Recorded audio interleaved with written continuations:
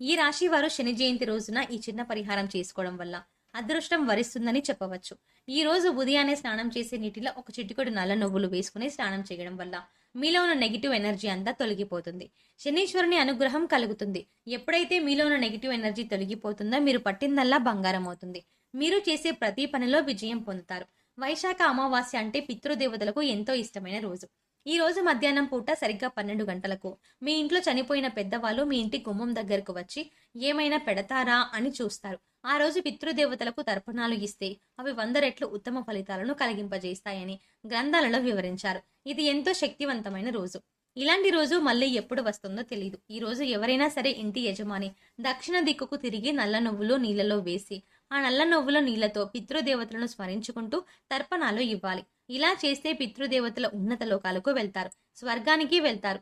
మీకున్న పితృదోషాలు అన్నీ తొలగిపోతాయి. స్నానం చేసే